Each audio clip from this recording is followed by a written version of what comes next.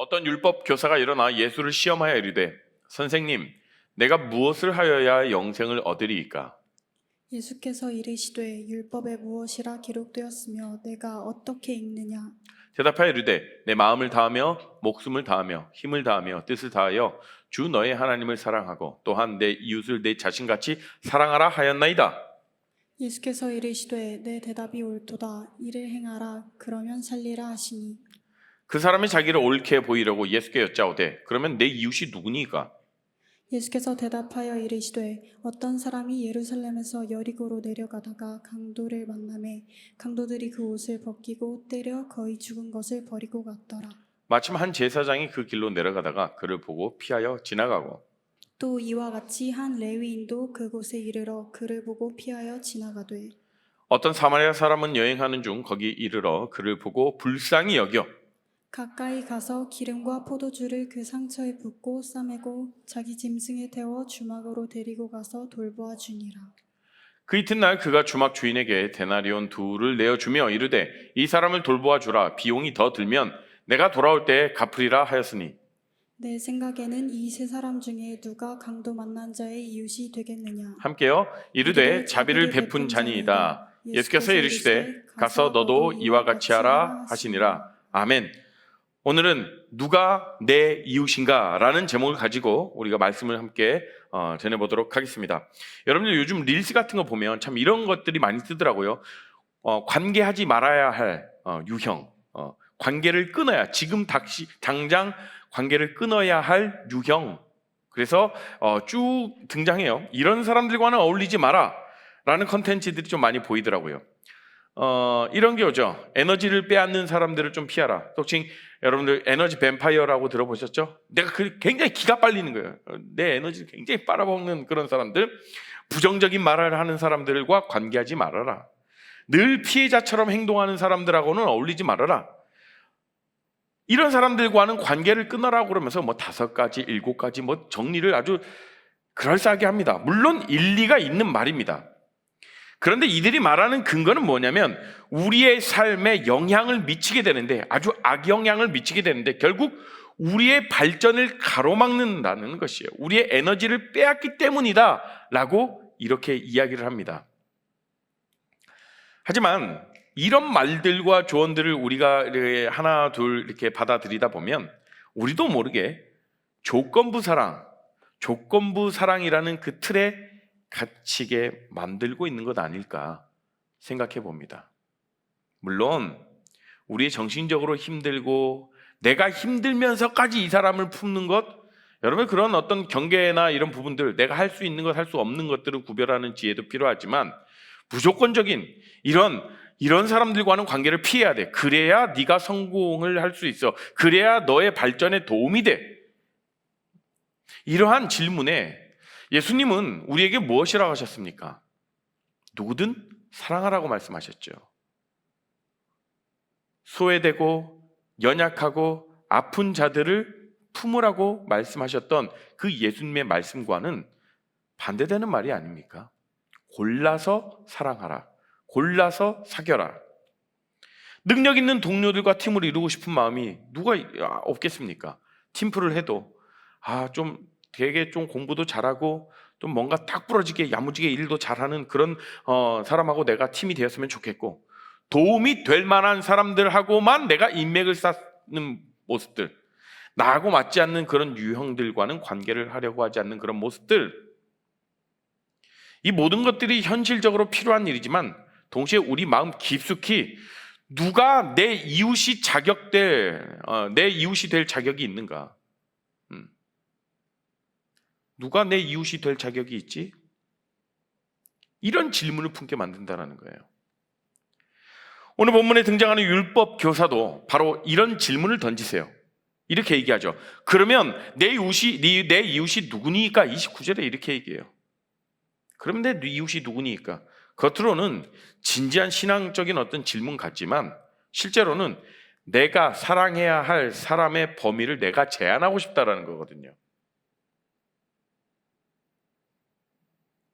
그럼 그에게 예수님은 선한 사마리아인의 비유로 대답하십니다.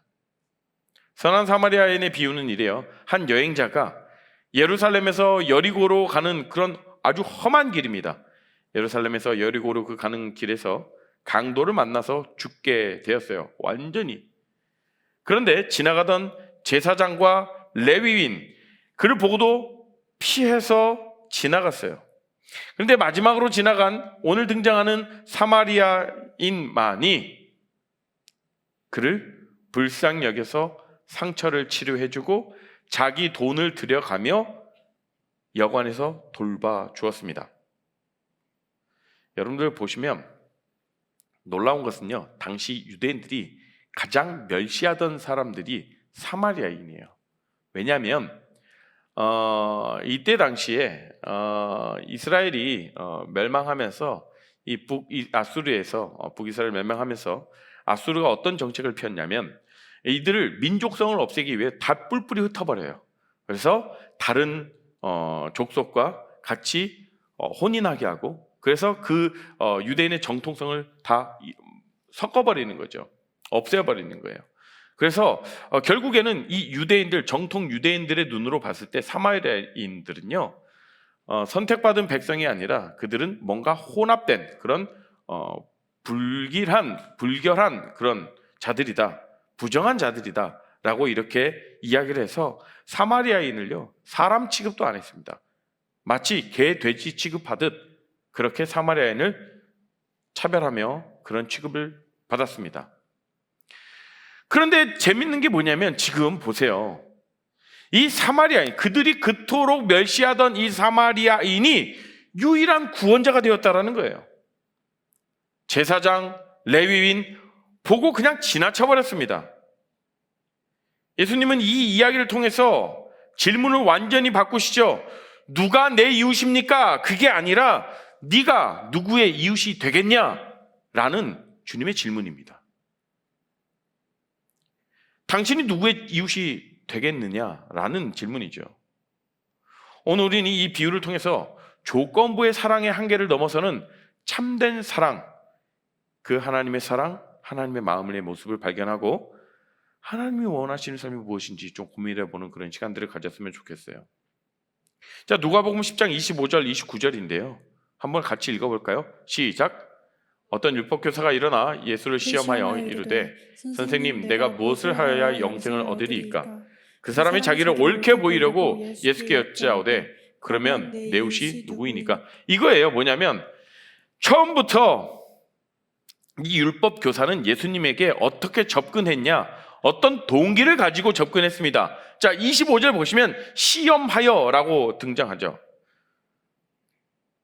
예수를 시험하고자 하여 질문했다고. 궁금해서 물어본 게 아니라 예수님의 약점을 잡아서 넘어뜨리려는 그런 악의적인 의도로 예수님께 접근한 거예요.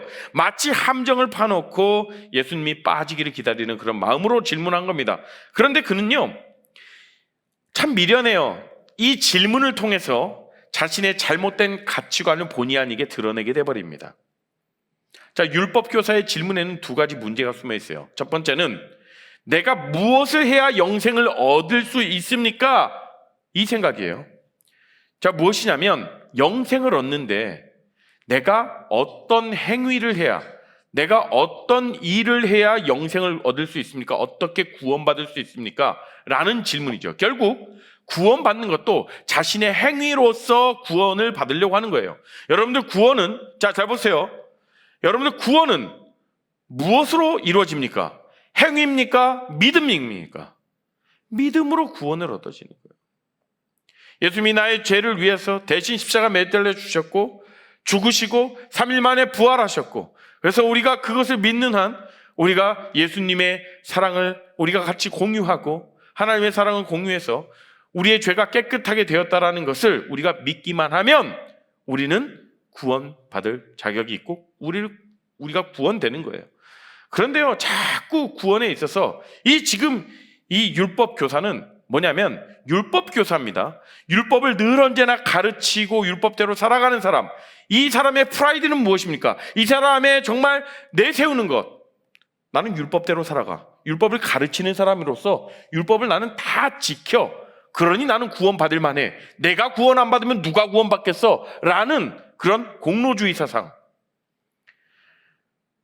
그러니까 구원을 얻는 데 있어서 어떤 행위를 해야 되냐는 거죠. 여러분이 어떤 행위를 해서, 어떤 착한 행실을 해서 그래서 여러분들 구원받았습니까? 여러분들이 구원받는 것은 내가 어떤 일을 해서, 내가 교회에서 어떤 봉사를 많이 하고 뭐 예배를 잘 드리고 헌금을, 이거 아니에요. 그런데 이 지금 율법 교사는 자꾸 내가 어떻게 해야 천국행 티켓을 내가 따낼 수 있습니까? 라고 이야기하는 거죠. 두 번째 문제는 내 이웃이 누굽니까? 라는 질문 자체였어요. 29절을 자세히 보면 그 사람이 자기를 옳게 보이려고 이 질문을 했다고 되어 있어요. 영어 성경에서는 이걸 뭐냐면 자기를 정당화하려고 얘기하는, 합리화시키려고 하는 거예요. 무슨 뜻일까요? 예수님이 하나님을 사랑하고 이웃을 사랑하고 그러면 살 것이다 라고 이렇게 예수님이 말씀해 주셨죠. 내 마음을 다하여 목숨을 다하여 뜻을 다하여 주 여호와를 사랑하라, 그러면 살 것이다 라고 이렇게 얘기하셨어요. 그러니까 이 율법 교사가 당황하는 거거든요. 왜냐하면 자신이 과연 이웃을 제대로 사랑하고 있는지 확신이 없었거든요. 그래서 그러면 내 이웃이 누굽니까? 라고 물으면서 사랑해야 할 사람의 범위를 제한하려고 하는 거였어요. 다시 말해서 이 정도 사람들만 사랑하면 되죠? 내가 사랑하고 싶은 사람들만 사랑하면 되는 거죠? 나는 이미 그 정도는 잘하고 있어요 라고 자기를 정당화하려고 했던 그런 대답이었어요. 다시 말해서 뭐냐면 사랑할 만한 사람들만 골라서 내가 사랑하겠다라는 이야기입니다. 조건부 사랑이죠. 우리도 때론 그렇지 않습니까? 알바할 때 뭔가 나에게 친절함을 베푸는 그런 상대방, 그런 손님에게 웃고, 그죠? 때에 따라서 알바하고 있는데 갑자기 누가 너무 수고하시네요, 팁을 줘봐. 너무나도 90도 인사라고 막 그러는데 지금 그죠? 좀 뭔가 도움이 될 것만 같은 사람들하고 이렇게 좀 더 가깝게 지내고 싶고, 왠지 저 사람하고 교제하면 내 삶에 어떤 좀 이득이 있을 것 같아. 은연중에 우리가 상대방의 배경을 보는 그런 모습들. 당시 이스라엘 사람들도 마찬가지였어요. 그러니까 자기들이 사랑해야 할 사람들은 이스라엘 사람들 뿐이라는 거죠. 유대인들 뿐이라는 거죠. 이방인들, 세리, 창기, 병자, 가난한 자, 이들 모두 제외했습니다. 이들과는 어울려서는 안 돼. 우리가 물들거든 큰일 나. 하지만 이런 조건부 사랑은요, 결국 우리 자신도 조건부로 사랑받는 그런 존재로 만들어버리는 거예요. 우리의 능력이 떨어지면, 우리가 실패하면, 우리가 실수하면 버림받을 수밖에 없는 불안한 관계들만 남게 되는 거예요. 결국에는 내가 그런 나의 이득을 위해서만 관계를 찾는다라면. 생각해 보십시오. 혹시 나는 누구를 조건부로 사랑하고 있는가? 그리고 나 자신도 조건부 사랑의 불안함 속에서 살고 있지는 않을까? 율법교사는 자신의 조건부 사랑의 한계를 드러냈어요. 그렇다면 과연 진정한 사랑은 어떤 모습일지 이제 예수님께서 이야기를 들려주십니다. 자, 누가복음 10장 31절에서 32절 한번 볼까요? 함께 읽습니다. 시작. 제사장 하나가 그 길로 내려가다가 그를 보고 피하여 지나가고, 또 이와 같이 레위인도 그곳에 이르러 그를 보고 피하여 지나가되. 여러분들 예루살렘에서 여리고로 가는 길은요, 해발 800m에서 해발 250m로 급격히 내려가는 한 34km 정도의 험한 길이었습니다. 이 길은요, 워낙 길이 험하고 그래서 강도들이 굉장히 많이 출몰하던 그런 데였어요. 그래서 결국 별명이 피의 길이라는 그런 명칭이 붙을 만큼의 그런 위험한 길이었습니다. 그런데 지금 이런 어려운 길, 이런 힘든 길, 이미 악명이 자자한 이런 이 피의 길을 누구도 혼자 걸어가지 않거든요. 근데 지금 이 여행자는 혼자 걸어가는 것이죠. 그러다가 강도를 만나게 됩니다. 여지없이 강도를 만나죠. 근데 참 놀라운 건 뭐냐면 레위인과 제사장의 반응이에요. 이들은 하나님의 말씀을 가장 잘 알고 있는 사람들이죠. 제사장, 레위인, 하나님의 예배 전을 맡는 사람들, 하나님 앞에 제사를 지내는 사람들입니다. 당연히 하나님의 말씀을 수없이, 그 하나님의 말씀의 핵심이 무엇입니까? 성경 66권의 핵심이 사랑입니다. 사랑. 그러니 내 이웃을 사랑하라 라는 이 말을 수없이 들었고 너무나도 알고 있고 잘 알고 있고 수없이 가르쳤던 사람이에요. 그런데 정작 도움이 필요한 사람을 보고서는 일부러 고개를 돌려버렸다고요. 피했다라고 합니다. 물론 여러 가지 이유가 있을 수 있겠죠. 강도들이 아직 근처에 또 있으니까 돕다가 혹시 내가 봉변을 당하지 않을까, 그런 두려움. 피 흘림이 있는 사람을 도우면 그때 당시에는 내가 피를 묻으면 나도 부정케 된다. 그래서 옷이 더러워지고 그런 이런 부분들, 계산적인 부분들, 무엇보다도 자기를 희생하면서까지 남을 돕고 싶지 않은 그런 이기적인 마음이 있었다라는 거예요.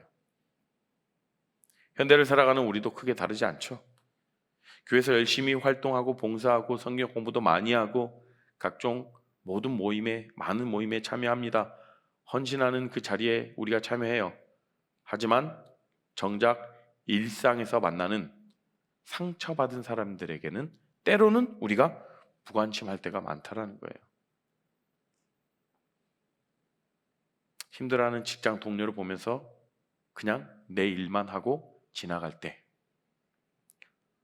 혼자 식사하는 외로운 사람들 보면서도 나도 바빠 그리고 지나치고, 때로는 가족 문제로 힘들어하는 그런 지인들이 있더라도 내일도 아닌데 외면합니다.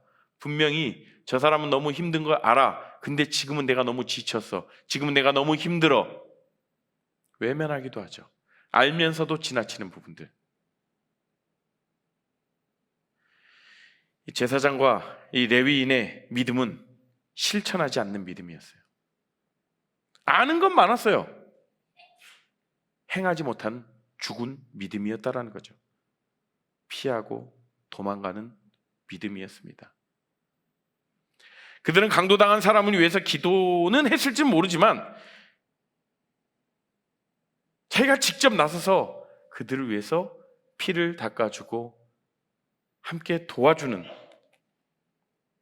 그 부분에 대해서는 그냥 지나친 거죠. 이 제사장과 레위인은 종교적인 지식은 많았는데 실천이 없었다라는 거예요. 그렇다면 진짜 이웃 사랑의 모습은 무엇일지 이제 여러분들도 예상하셨듯이 의외의 인물이 등장하죠. 33절에서 34절 말씀이에요. 한번 읽어볼까요? 시작. 어떤 사마리아인은 여행하는 중 거기 이르러 그를 보고 불쌍히 여겨 가까이 가서 기름과 포도주를 그 상처에 붓고 싸매고 자기 짐승에 태워 주막으로 데리고 가서 돌보아 주고. 제가 말씀드렸죠. 사마리아인과 유대인의 관계는 현재 우리나라로 보면 아주 극심한 난가북에 있는 그런 일들, 갈등 상황이 있는 것들과 비슷해요. 어쩌면 더 심했을 수도 있어요. 강제로 이렇게 혼혈을 시키고 그 후손들이 사마리아인이었는데 유대인들은 이들 피가 더럽혀진 이방인이다 라고 해서 멸시하고 그 땅을 지나가지도 않았어요. 북이스라엘에서요, 남유다 예루살렘에 있는 성전으로 돌아갈 때 직진으로 내려가면 그 중간에 사마리아 지역이 있거든요. 직진으로 내려가면 금방 갑니다. 그런데요, 일부러 그 사마리아 지역을 지나가지 않으려고 비켜 돌아갑니다. 베레아 지역으로. 그러면 가는 길이요 2배, 3배는 더 늘어나요. 그런데도 그 수고를 하고 그 비용을 지불하면서까지도 돌아갔던 이유가 뭐냐면 그만큼 유대인들은 사마리아인을 멸시하고 그들을 상종하지 않았더라. 그러면 유대인들만 그런 감정을 가지고 있었을까요? 그런 차별받고 정말 개돼지 취급받던 그런 사마리아인들이 유대인을 봤을 때는 어떤 생각이 들었겠습니까? 곱게 시선이 안 가죠. 근데 결국 지금 보면 가장 도움받을 가능성이 낮았던 사마리아인이 유일한 구원자가 되었다라는 거예요. 학자들은 이렇게 얘기해요. 그 여행자는 아마 예루살렘으로 내려가는 그 중에 그게 유대인이 예배를 드리러 그쪽으로 내려가지 않았을까라고 얘기를 합니다. 어쨌든 그 가운데 가장 도움받을 가능성이 낮았던 사마리아인이 그 3명 중에 유일한 구원자였다라는 거예요. 그런데 그토록 자신들을 멸시했던 그 유대인 여행자를 보고 불쌍히 여겼다라고 이야기를 합니다. 오늘 말씀에 언급되죠. 그런데 이거를 원어적으로 표현하면 뭐냐면 내장이 움츠릴 정도로 마음이 아팠다. 여러분들 막 정말 가슴이 쓰릴 때 여기가 꽉 막힌 듯이 막 되게 아프잖아요. 그것처럼 마음이 아팠다라는 거예요. 생각해 보세요.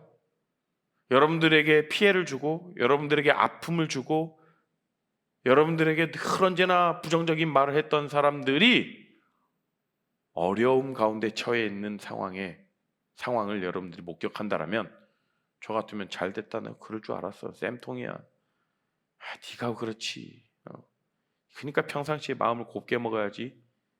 이랬을 것 같아요. 저는. 여러분들은 다 도와주셨겠지만 저는 본성이 약해서 그런데 지금 이 사마리아인은 불쌍히 여겼다라고 이야기를 해요. 더 놀라운 건 그의 행동이었죠. 불쌍히 여긴 것뿐만 아니라 상처에 기름과 포도주를 발라 응급처치를 한 거예요. 그 당시에. 우리가 피가 나고 상처가 나가면 소독하고 빨간 약 바르잖아요. 그것처럼. 그리고 자신의 짐승에 태웠어요. 그러면 자기는 걸었다는 거겠죠. 희생했습니다. 그리고 숙소에 가서 밤새 돌보고 그 이튿날 자기가 떠나면서 2데나리온을 주면서 치료비로 주면서 혹시 이를 위해서 돌봐주시고 혹시 부족하면 내가 다시 와서 돈을 갚겠습니다. 여러분 2데나리온이요 작은 돈이 아니라 숙박비로 해당하면 2주에서 4주 정도 되는 숙박비에 해당하는 돈이에요. 굉장히 큰 돈이죠. 생각해보세요. 현실적으로 가능한 일일까?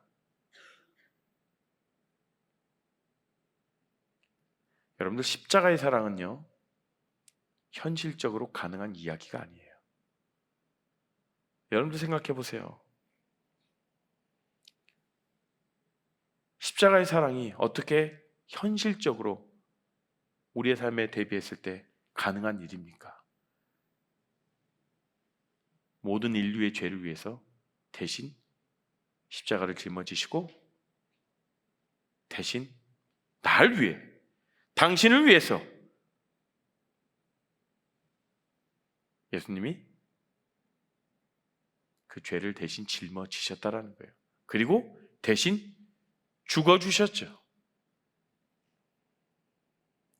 사마리아인의 이 사랑은요 예수 그리스도의 사랑과 그 사랑을 미리 보여준 것이에요.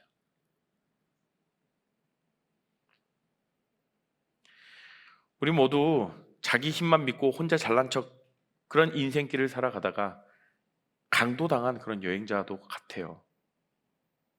자기 힘만 믿고 교만하게 살아가다가 어떤 그런 세상 권세 잡은 그 마귀에게 당해서 죄의 노예가 되어 죽어가고 있었습니다. 그런 우리에게 예수님이 선한 사마리아인처럼 찾아와 주셨던 거예요.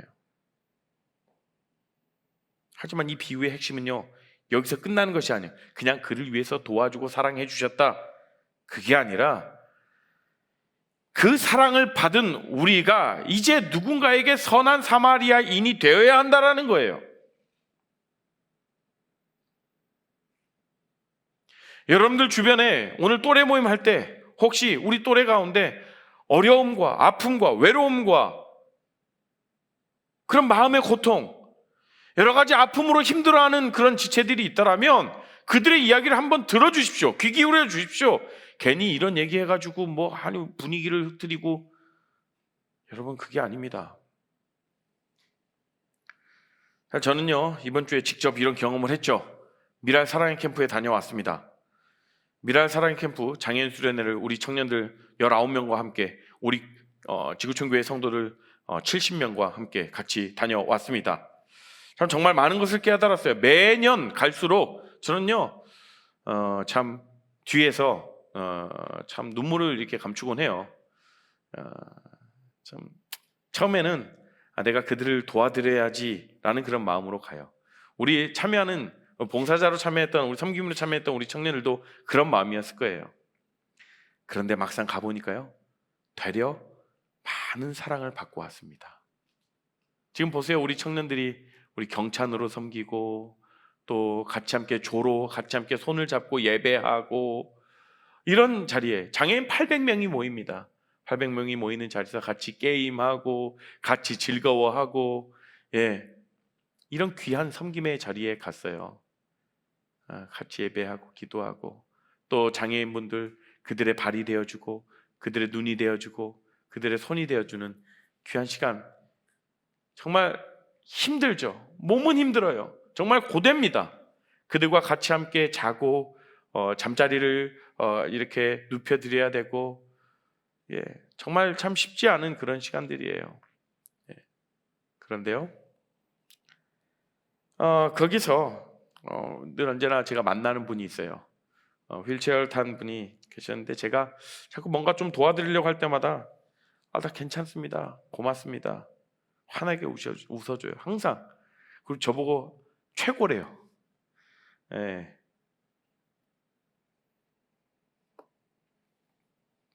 금요일마다 이제 저희 벤처룸, 그러니까 은혜 채플에 우리가 금요기도에 드리는 이제 지금 방학이라서 잠시 멈추고 있는데 미랄 강서지부 우리 미랄 식구들이 와요. 그래서 한 번씩 이제 제가 보죠. 같이 점심도 먹고 하는데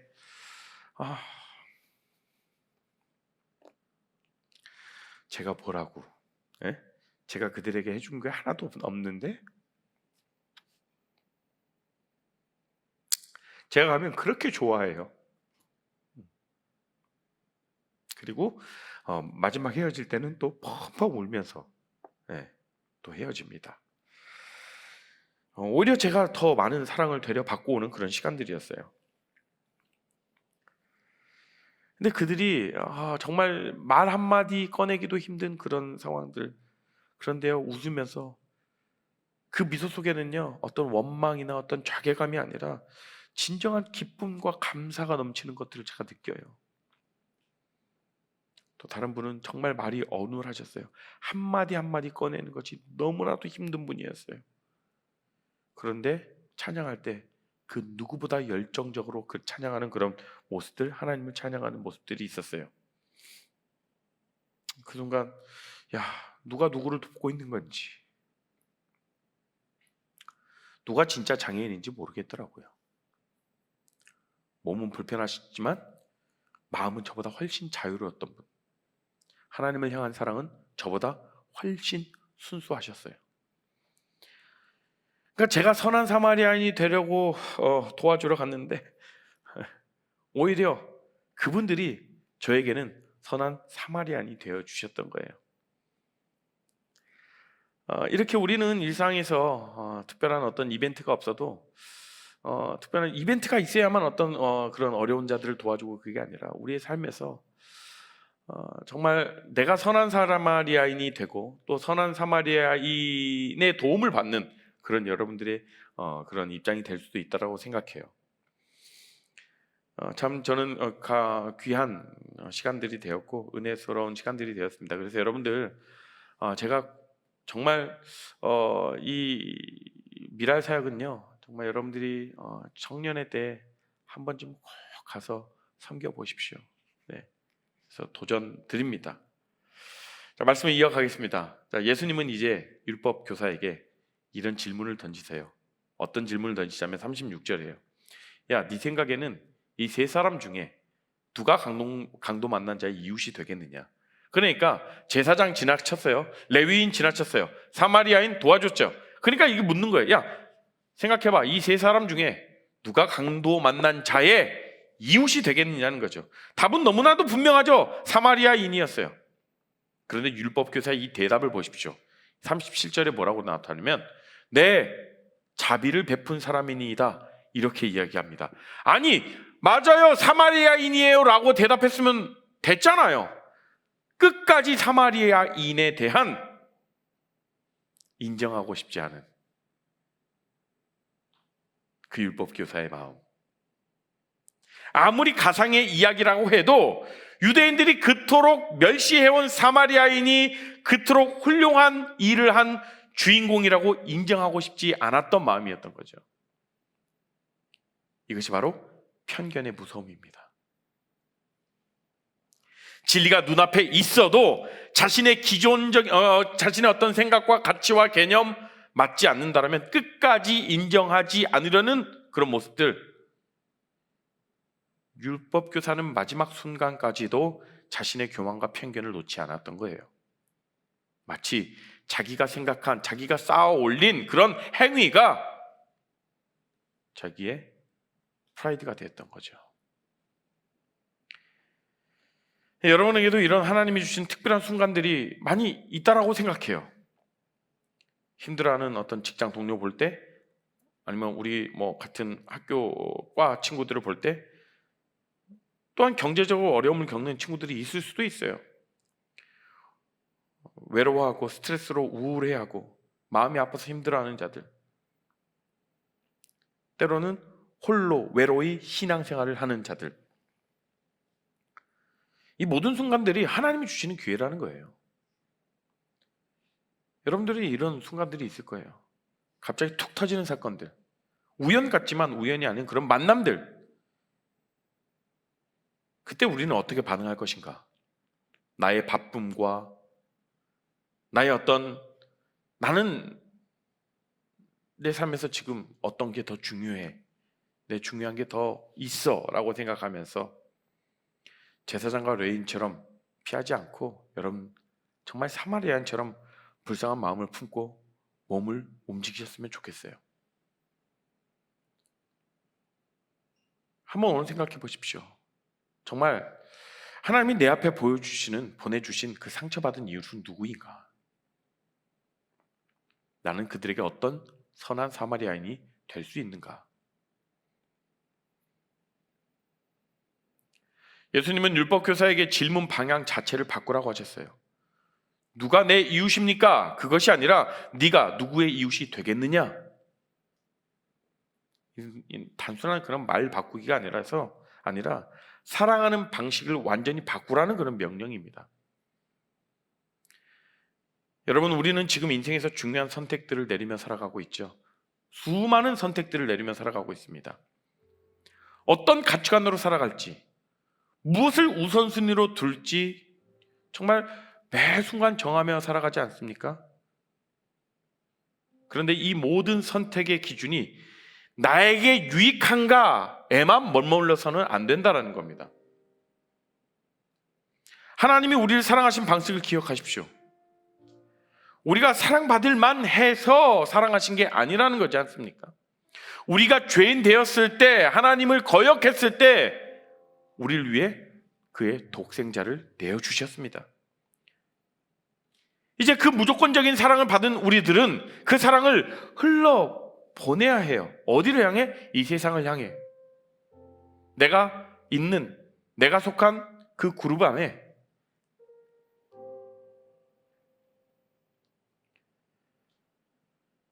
조건부 사랑의 세상에서 무조건적인 사랑을 실천하는 그런 우리 청년들이 되기를 소망합니다. 어떤 배경을 따지지 않고 여러분이 누군가의 진정한 이웃이 되어주는 거예요. 혹시나 저 사람이 내 인생에 끼어들기만 하면, 내가 저 사람하고 관계를 맺으면 굉장히 복잡해질 것 같은데, 피곤할 것 같은데, 도움이 안 될 것 같은데, 그런 사람에게도 관심을 보이십시오. 교회 안에서만이 아니라 여러분들의 일상 가운데에서, 직장에서, 여러분들의 주변 이웃들에게 여러분들이 선한 사마리아인이 되어 주십시오. 그리고 무엇보다도 이 율법 교사의 편견을 우리는 반복하지 맙시다. 우리가 무시하거나 멸시하는 사람들 가운데서도 하나님은 놀라운 일들을 행하고 계십니다.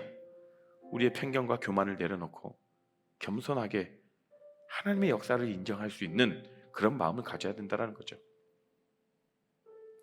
하나님은 여러분을 통해 누군가를 구원하고 싶으세요. 여러분이 바로 누군가의 기도 응답이고, 바쁘다고 핑계대지 마시고, 마치 막 종교적인 그런 말로만 하지 마시고요, 실제로 여러분들의 손에 움직여서 여러분의 지갑을 여셔서 사랑을 실천하십시오. 사도행전 20장 35절 우리 같이 함께 읽어볼까요? 시작. 수고하여 약한 사람들을 돕고 주는 것이 받는 것보다 복이 있다. 여러분, 주님은 이렇게 말씀하십니다. 주는 것이 받는 것보다 복이 있다. 수고하여 약한 사람들을 도우라 라고 우리에게 가르치셨어요. 만약 선한 사마리아인의 이 비유에 시즌2가 있다라면, 그 치유받고 회복된 그 유대인이 이제 남을 돕는 새로운 인생을 사는 이야기가 될 것입니다. 여러분 각자가 바로 그 시즌2의 주인공들이라는 거죠. 예수님의 사랑으로 치유받은 여러분들이 이제 이 세상에 상처받은 이웃들에게, 어려움을 품고 있는 그 자들에게 희망이 되어주길 바랍니다. 그리고 또 여러분들 기억하셨으면 좋겠어요. 제가 경험했던 것처럼 때로는 우리가 도우러 간 곳에서 오히려 더 큰 은혜를 받게 되는 거예요. 누가 누구를 돕는 건지 모를 만큼 서로 사랑하고 서로 격려하는 그런 아름다운 공동체 만들어갔으면 좋겠습니다. 그래서 여러분들 이 선한 사마리아인을 볼 때 반드시 놓치면 안 되는 것이 있습니다. 무엇이냐면 우리를 한없이 사랑해 주셨던 무한한 하나님의 사랑, 그 예수 그리스도의 사랑을 놓치지 않으셔야 돼요. 어떤 선한 일을 행한, 선한 일을 한 사람, 그런 아름다운 이야기가 아니라 그 속에 담겨 있는, 우리가 조건부적으로 사랑하는 것이 아니라, 편견으로 바라보는 것이 아니라, 날 사랑하고 날 구원해 주신 그 하나님의 사랑으로 그 사랑을 실천하며 살아가는 것. 오늘 말씀을 통해서 여러분들 마음 가운데 결정하고 결단하셨으면 좋겠어요. 내 주변에 내가 도와야 할 사람이 누구인가, 내 이웃이 될 만한 사람이 누구인가가 아니라 내가 누구의 이웃이 될 것인가, 그 마음으로 우리가 정말 넉넉한 마음으로 누군가를 다 환대하며 우리의 삶 가운데에서 정말 우리가 그 사랑을 실천하는 우리가 되었으면 좋겠습니다. 우리 같이 함께 우리가 찬양하며 나가고 싶은데요, 함께 찬양하겠습니다. 주보혈 날 정결케 하고, 주보혈 날 정결케 하고, 주보혈 날 자유케 하니, 주보혈 날 자유케 하니,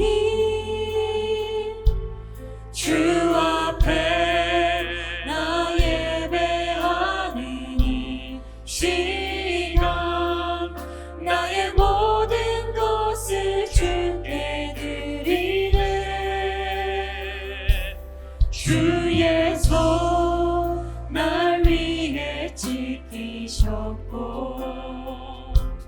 주의 발 날 위해 박히셨으니,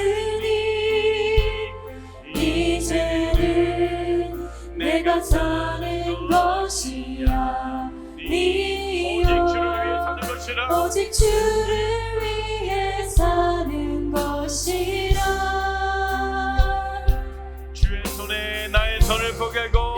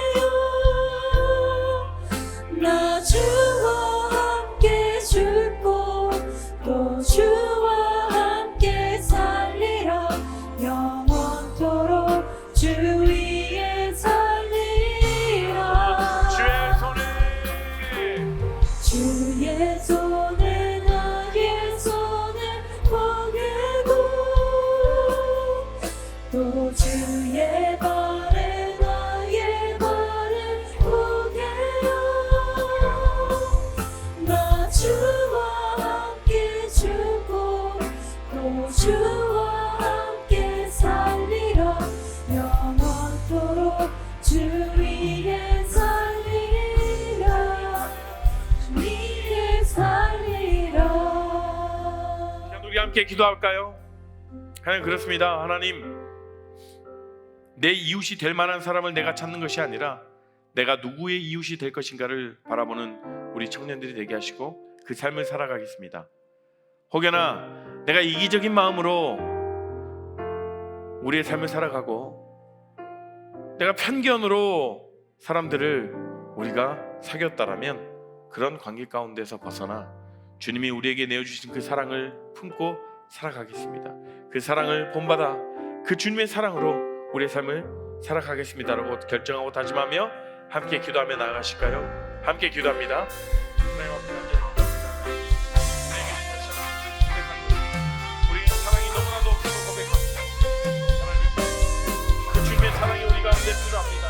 내가 맛본 그 사랑, 날 위해 보내주신 예수 그리스도의 사랑을 품어서 그들을 위해서 간절히 기도하게 하여 주시옵시고, 내 주변에 정말 그때가 도울 수 있는 이웃이 누군가, 내가 누구의 이웃이 될 것인가를 우리가 바라보게 하시고 그 가운데서 하나님 우리가 정말 경계함없이 그 그리스도의 사랑으로, 하나님의 사랑으로 그를 풀고 나가게 하시고 사랑하게 하여 주시옵소서. 주님 인도하시고 주님 함께 하시고, 아버지 혹여나 내가 그러한 사람이 필요한 자가 있다면 주님 나에게 무엇자를 붙여주시고 함께 하여 주시옵소서. 하나님 아버지, 우리에게 무조건적인 사랑으로 우리를 구원해 주셔서 감사합니다. 혹여나 우리가 살아가면서 조건을 따져서 살아가려는 우리의 이기적인 마음이 있었다면 그 마음을 회개하며 나아갑니다. 그리고 율법교사처럼 끝까지 편견과 교만을 놓지 못하는 우리의 완악함도 용서해 주십시오. 우리가 무시하는 사람들을 통해서도 하나님이 일하고 계심을 우리가 겸손히 인정할 수 있도록 주님 우리 마음을 움직여 주시옵소서. 이제 우리가 받은 그 사랑을 세상에 흘려보내는 그런 선한 사마리안이 되길 소망합니다. 앞으로 우리 앞에 보내주실 그 하나님이 주시는 특별한 순간들을 우리가 놓치지 않게 하여 주시옵시고, 성령의 음성에 우리가 순종하며 사랑을 실천하며 나가는 우리 귀한 청년들 다 될 수 있도록 주님 인도하여 주시옵소서. 이제는 그 주 예수 그리스도의 은혜와 하나님의 크신 사랑과 성령 하나님의 감화 교통하심이 이제 내가 받은 사랑을, 주님으로부터 받은 그 사랑을 흘려보내겠다라고 결정하며 다짐하며 고백하는 우리 모든 귀한 레알 공동체 가운데, 그 가정과 직장과 학업 가운데 주의 백성들에게 지금으로부터 영원토록 함께 하시기를 간절히 축원합나이다. 아멘.